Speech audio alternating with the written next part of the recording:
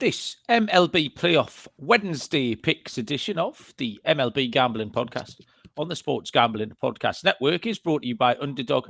Underdog is hooking up new customers. Play just $5, get $100 in bonus funds when you sign up with the code MLB SGPN. Welcome, everybody, to the MLB Gambling Podcast on the Sports Gambling Podcast Network. My name is Malcolm Bamford, coming to you from Newcastle upon Tyne in the northeast of England. Today is Wednesday, October the 8th. We are here to handicap a full slate. We've got 4 games back to back to back to back. That's exciting. Last time we can say that this season. Starting in round about 5 hours' time. Joining me to get stuck into it is Mr. Scott Reichel. Scott, when I went to bed, I thought we were only going to have 3 games. And then all of a sudden, the Yankees came back from nowhere. Oh, you see, you're a right fucker. I woke up this morning, I saw you tweeting about the lineup. I saw you tweeting about everything. You're a right fair weather supporter, Scott. But are they all the way back now? Is that what you're telling me? I'm not going to say they're all the way back, but it was a very impressive showing there. I'll put it this way, though. It looked ugly very, very early on. They were down 6-1. Rodon got destroyed. And then the Yankees came back to life. Judge hit that crazy home run on that inside 100-mile-an-hour fastball, hit off the foul pole. And the Yankees came all the way back. So overall, nice job by the Yankees to keep, I'd say, their heads in the game. And they were able to survive the adversity. So now we have an interesting setup for Game 4. We'll get into the pitching matchup in a second, but the Yankees potentially have a chance to force a Game 5.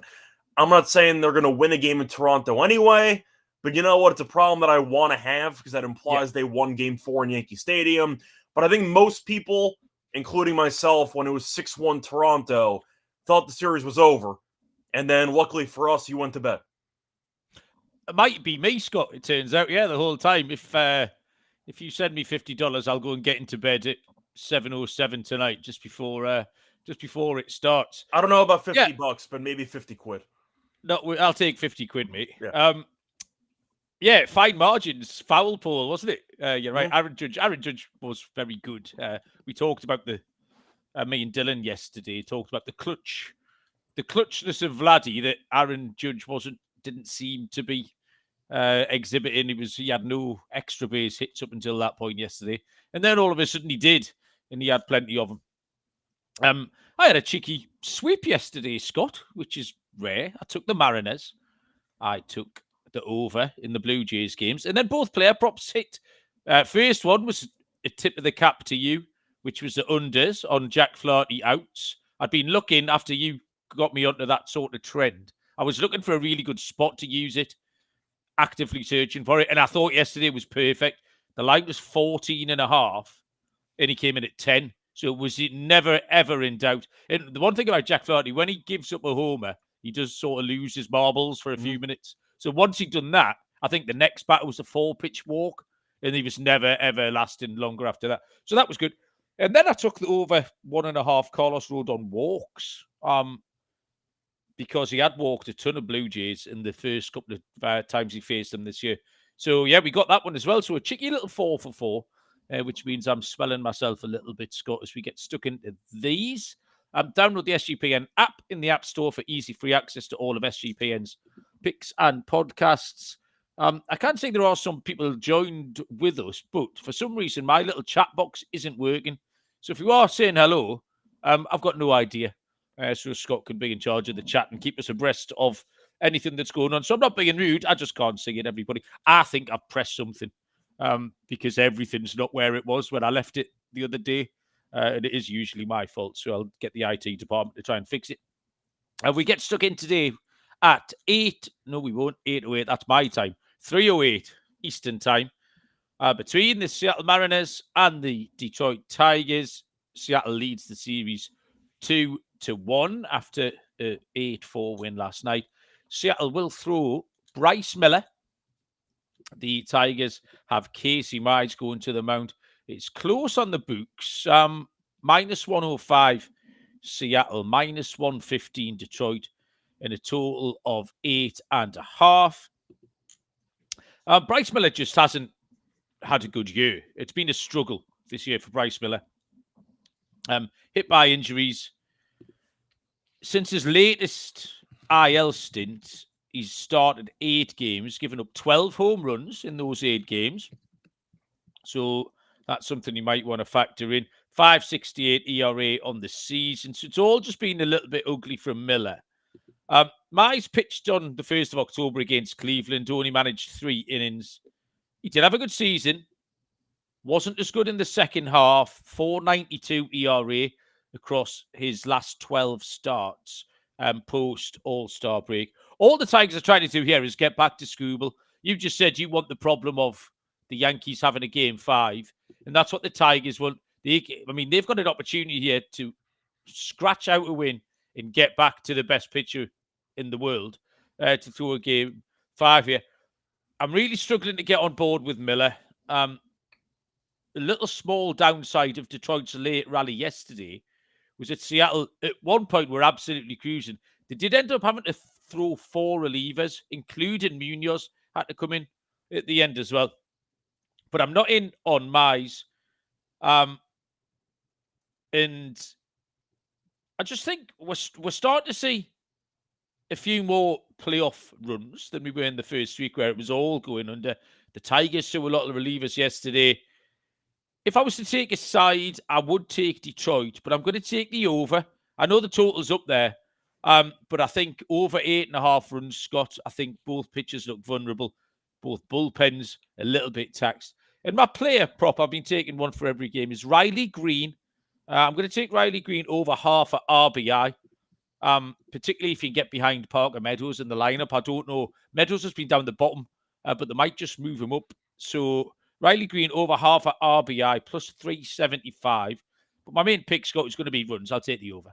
Yeah, I agree with you about the over. It's not that common. You get a total of 8.5 between the Mariners and the Tigers in a playoff game. Not at all. No, it surprised me, actually. But here we are, because Mize has made 1 postseason outing.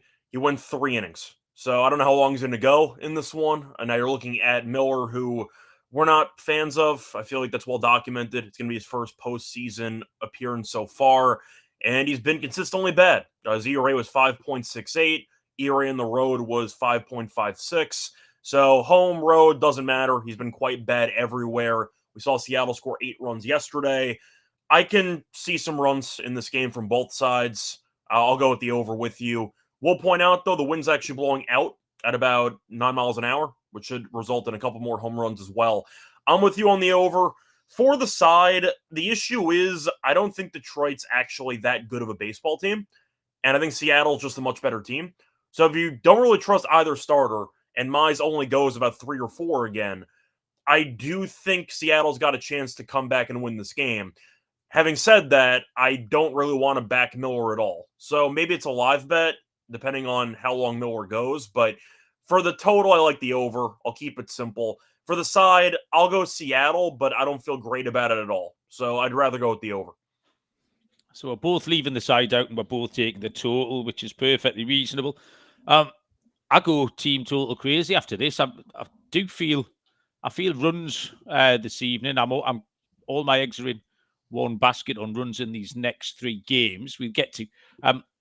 We are brought to you by mybookie.ag, your place to bet on football and everything else. The prop builder is second to none. The motto is bet on anything, anywhere, anytime. Easy deposit and lightning fast payouts using crypto. Head to mybookie.ag. Promo code PLGP. That's the Premier League one, sorry. Promo code SGPN for a 100% bet back bonus up to $500 for new customers. That's mybookie.ag. Promo code SGPN. And we're brought to you by Novig, America's #1 sports prediction market. You get the best prices available in over 35 states. Download the Novig app. Get $50 when you spend $5 if you use our promo code SGPN. Get in on the action with Novig, promo code SGPN. Game number 2, 5:08 Eastern. The Milwaukee Brewers are at the Chicago Cubs. Brewers leading this 2-0. And it's Quinn Priester for the Brewers taking on Jameson Taillon of the Cubs, who are minus 125. Brewers plus 105. Total, Scott, is 7. Yeah, I went into this series expecting Milwaukee to kill this team.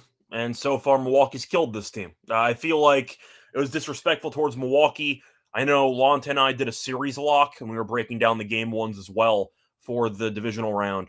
And my lock was Milwaukee to win the series at somehow minus 116. No respect. No respect for the number one seed in the league. This team's really good. And there was a concern that Churio might be injured and he might be missing some time. No, just enjoy this home run in game 2. That's basically all there is to say. I don't think the Cubs are good, which sounds disrespectful because they won 92 games and they won a round. I credit that more to the Padres just being choke artists every year. But the Brewers are really, really good. And you can tell watching these teams play, one team is light years ahead of the other team. Chicago, the entire postseason, has really not been able to score at all. They have not scored more than 3 runs in a single game the entire postseason. We're 5 games in. So they can't really score. Milwaukee has a deep lineup. The pitching's been good. The bullpen's good too.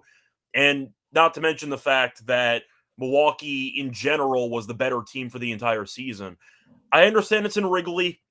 I get the Cubs were much better at home than on the road this season. But at the same point, we know Milwaukee wins almost every Priester start. They're plus money.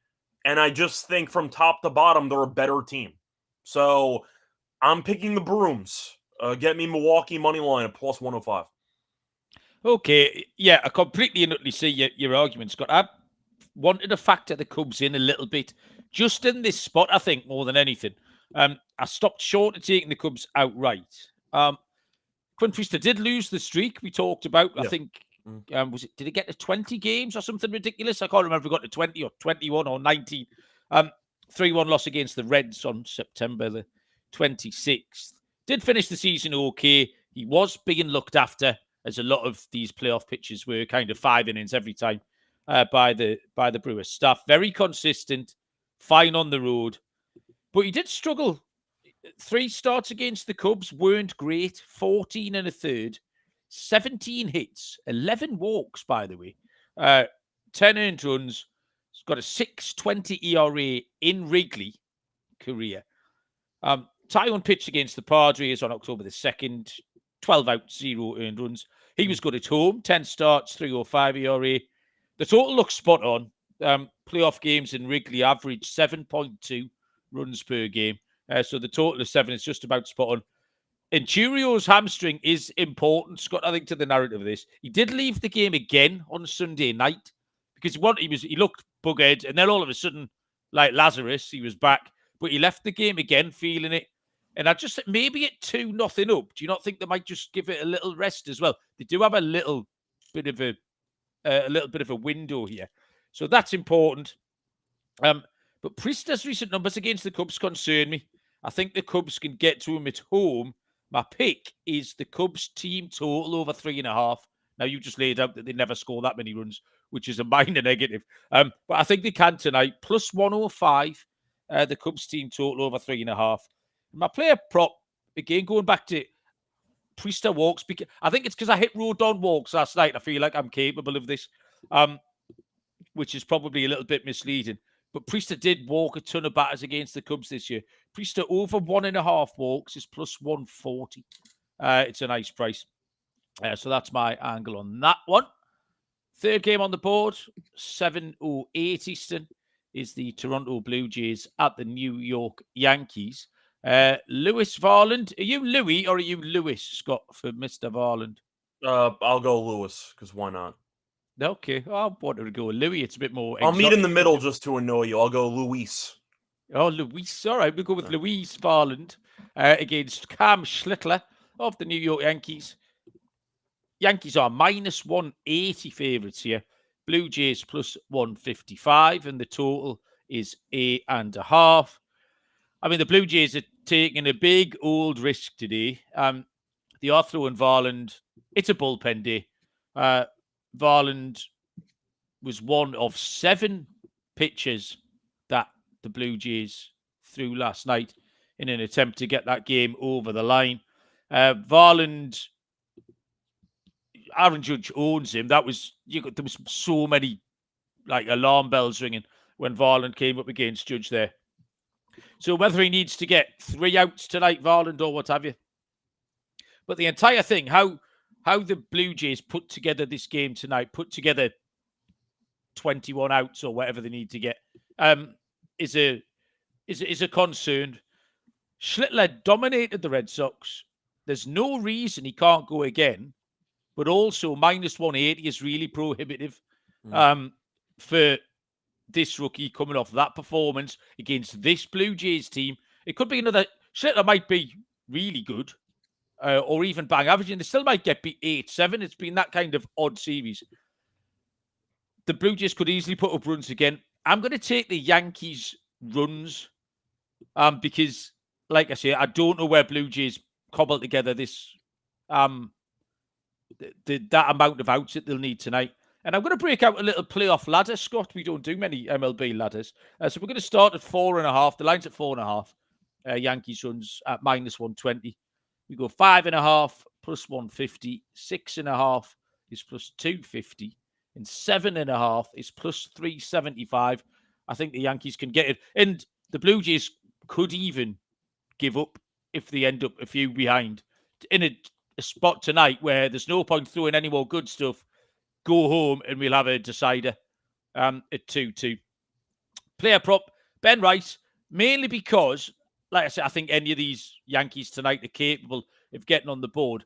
But he's better value than the big names because he is just a lesser name. That's it. Over 1.5 hits, runs and ribbies is plus 135 for Ben Rice, where a lot of the Yankees players are trading closer to even money. So, yeah, that's my take on that one, Scott. Yeah, so you mentioned that Priester has been really bad against the Cubs this season. I have to mention Schlittler's numbers against Toronto because they're not very good. 6.2 innings pitched and 8.1 ERA. So I know he was amazing against Boston. I have to acknowledge Toronto's been good against them this season, so I'll see what happens. But I'll go with the Yankees. The problem is they're laying 180, so I'm not really a fan of the number, but Toronto is doing something weird, and it feels like, in a way, they're kind of punting this game, which I'm not saying they are, but it feels that way. That's what I thought, and I wasn't sure if I'd got that wrong. I thought they might punt it later on, but it does look like if this goes wrong pretty early, third inning or something, they could just down tools. Like, I agree. I'm trying to think of what Toronto's game plan even is, because Varland's only going to go about an inning because he pitched yesterday. Is this a piggyback for Lauer? They're even talking about throwing Yesavage for 2 innings. Like, there's some weird sort of theories going about. It's all a bit odd. I think Lauer might make some sense, but I don't actually understand what they're doing. And Bieber gave them no length at all yesterday, so they already had to burn a lot of relievers. So it's a really rough spot for Toronto's pitching staff. And you could also argue that they gave a dead team life because they blew a 6-1 lead, and the Yankees scored 8 unanswered runs. So based on that, I think the Yankees win the game. I agree with you about the over because I don't really trust Toronto's pitching staff on the road at this point when they're going to be throwing some weird bullpen game. But I think the Yankees are going to win. I think we're going back to Toronto. I don't know if I want to go for the run line or not because it's really the only option you have with the Yankees. I mean, the Yankees run line, though, is plus 125. I guess I'll take that for value. I'm saving about $1 just by taking the run line instead of the actual money line. And as you mentioned, you're considering a ladder for the Yankees. So based on that, I'll go with the Yankees minus 1.5. The bullpen was really good yesterday. Thank God. The bullpen's been bad all postseason. Everyone was good. Now, you could argue fatigue might play a factor. Maybe we'll see, but still elimination game. All hands on deck, and I think the Yankees will respond in the stadium. So I got Yankees minus 1.5 here, plus money. Think it's interesting. For a player prop, though, I'm going to go Aaron Judge single at plus 135, which is a very, very nice price. He's had a single in 7 of the last 8 games, and he's had a single in 5 of the first 6 playoff games. So I know Judge had the massive home run. He's batting about 500 so far this postseason. A lot of singles. I think 135 is a great plus money price. I'll take that as my play. Yeah, we pointed that out. I think the show before the last one was that I think he had 8 hits, and it was the lack of extra base hits. So yeah, yesterday he hit the homer, etc. But before that, it was all singles. He was trading singles exclusively before. That's a great price, Scott. That is beautifully sniffed out. The Yankees' response yesterday was important. I think the speed of the response was important. It almost like they didn't have time for the disappointment to settle in the crowd and to settle in the dugout. Because if 20 minutes later, you might have thought, oh, no, we're goosed. But they were immediately back, almost like immediately. And it was just fine margins, so it's fascinating stuff. Love it. One more game to go after I tell you about Underdog. Great place to play fantasy pick'em. You can win up to 500 times your entry. Just pick higher or lower on your favourite player stats. Underdog is a brand new offer for new customers. Play $5, get 100 in bonus funds. Use the code MLB SGPN. And Rhythm, crushing it in college football and NFL with picks and props. Went 8-2 on passing props in week 5. 5-0 on Dylan Gabriel props. Weekly cash prizes for tracking your bets in the app and getting up the leaderboard. Use the promo code SGPN25 when you download the Rhythm app for 25% off your first month. Download Rhythm, use promo code SGPN25. Final game, which I'll catch up with in the morning, is a 9:08 Eastern between the Philadelphia Phillies and the LA Dodgers. Dodgers lead the series 2-0. Phillies throw Aaron Nola tonight. Dodgers go with Yoshinobu Yamamoto. And a -180 favourites. Philly plus 155. And the total is 8. Scott, finish us off with a winner. So the Phillies tried to make a rally in the 9th inning, and they fell a bit short. Bad base running by Castellanos, bad bunt, all that stuff. Nola's been terrible all season. He was really good last start against the Twins, who we know are not a good baseball team. He has not been good. Now, the Dodgers, Yamamoto going, they won the first 2 games. They have $1 billion in the payroll, and they're really good at baseball. I think it's over. Unless you want to try to make a case for Nola to throw back the clock and pitch well again. I don't think the Phillies are a team that I'm really ever interested in backing in the postseason. I'm trying to think of the right way to phrase this. I have to pick my words carefully because one of our bosses is a Phillies fan. Bollocks to that. I just think they're a bunch of losers. Like, if I'm being fully honest here, and I'm trying to think of what the Phillies have done in the postseason to just garner any respect from me, they just no-show so many playoff games with so many expectations. I mean, they had a chance to make the World Series a couple years ago. They lost both home games to Arizona. They showed up last year and got buried by the Mets. I still don't like their bullpen at all, which blew up in Game 2. Schwarber, I think, is 0 for 15 in the he's been terrible. I haven't heard Harper's name the entire postseason. Trey Turner can't field. Who has shown up for this team the entire postseason? They had a bye in the first round, so they didn't even. This team just stinks in the playoffs every year. And I talk about them every year because they talk about how good the home field is at Citizens Bank. Congrats, you're 0-2. You lost both home games. When this team does not hit home runs, they don't score. And that's been on full display this entire postseason. But watching this team just self-destruct every year in the playoffs with 90-plus wins, you win a division, you win a wild card round, congrats.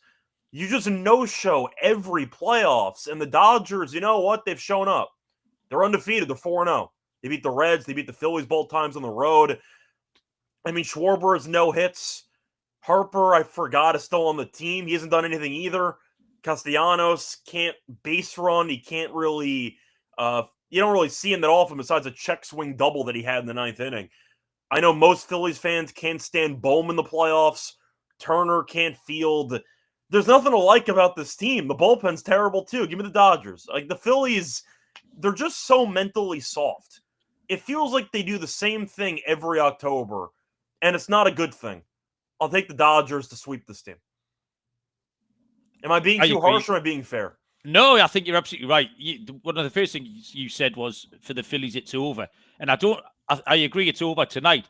But I think for this team, this might be it over full stop. Schwarber's a free agent. Yeah. I had JT Realmuto's a free agent. Ranger Yeah. Suarez is a free agent. Realmuto shut up, though. He had a triple. So Realmuto did Yeah. something. That's basically it. He had a triple because Teoscar Hernandez decided to take the fucking bus to return the ball from the outfield rather than run after it. But yeah, so yeah, a bit of a crossroads, I think, for this Phillies team. I'm not going to make a case for Nola. He just wasn't it this season. 6.01 ERA, 6.97 road ERA, consistently poor as well. It's not like you put a little stretch together in June and July, and you can point to that and say, this is He what had we're one going good start. That's it. Yeah, there was no little 3-4 game window for you to hark back on. Like, so Yamamoto hasn't given up a run in ages. 3 starts at least, and then whatever before that. 6 2/3 scoreless against the Reds in the wildcard round.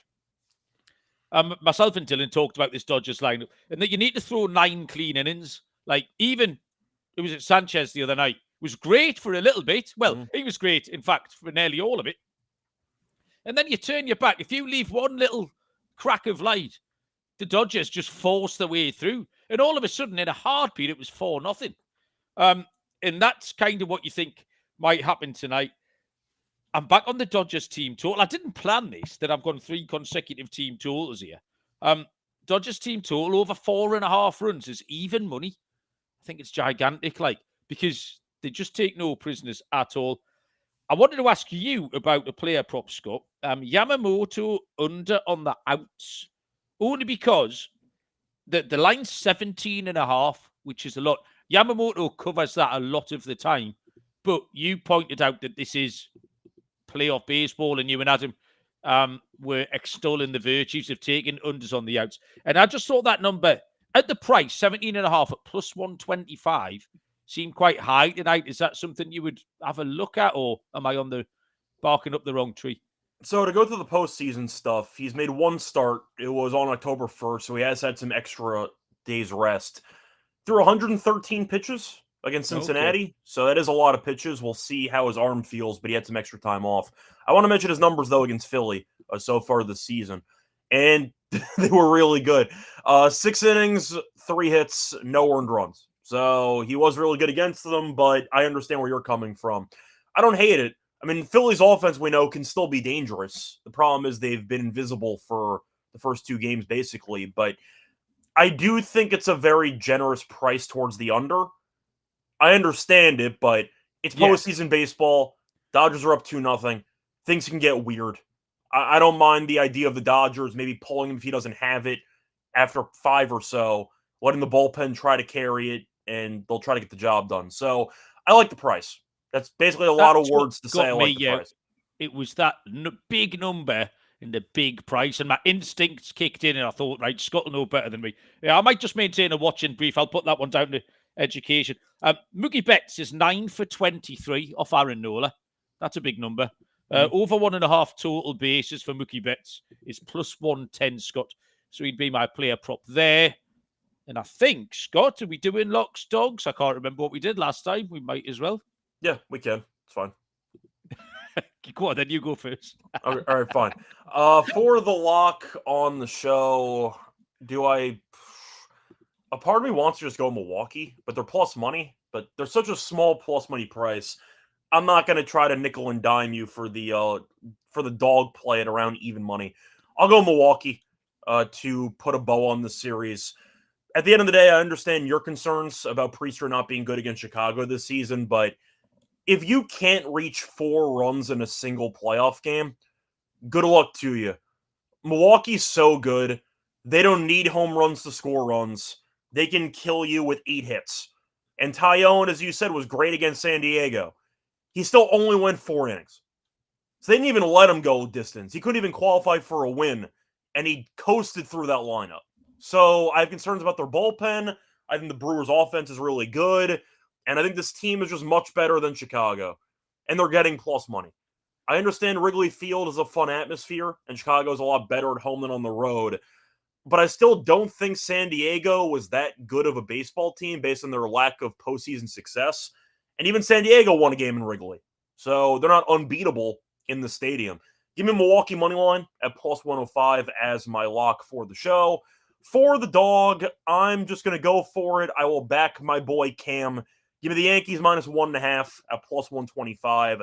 Not even trying to be a homer, but whatever Toronto's doing with their pitching ideas for this game, you have not used Varland in back-to-back days in a long time. I know Varland might only go one inning, but the fact that you're starting him as a lefty against the top of this order, which means he's facing Judge again in the first inning, which I find very weird after he had a home run yesterday against the same exact pitcher.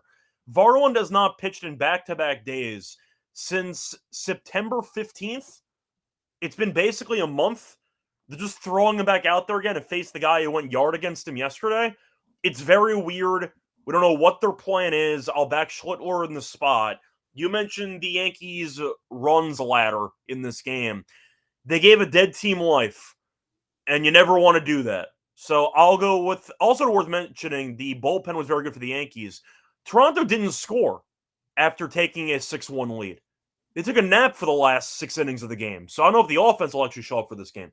Give me the Yankees minus 1.5 at plus 125. Just have a look at the Yerfy in that game. It's around about minus 105 because the Yankees were smacking their lips when they saw Varland up there. I'm going to stay in that game for my luck and take that Yankees team total at 4.5. It does oddly look like they're going to punt this game or might decide to very, very quickly. 4.5 seems very achievable for the Yankees against whatever the Blue Jays are going to do. And for my dog, I'm going to take that Cubs team total. It's a tiny little plus 105. They can get the 4 runs today. There's something about Priester in Wrigley that makes me think he might even be one swing in the back. Kyle Tucker could help us out, and we'll get to over 3.5. I do want to point out, by the way, the reason why the number might be that low is because of the fact that the wind is blowing in at around 8 miles per hour. So I just want to point out you are going head-to-head against the Wrigley wind. That's fine. We get there. We play a little bit of small ball. Okay, well done, mate. Cheeky little half an hour.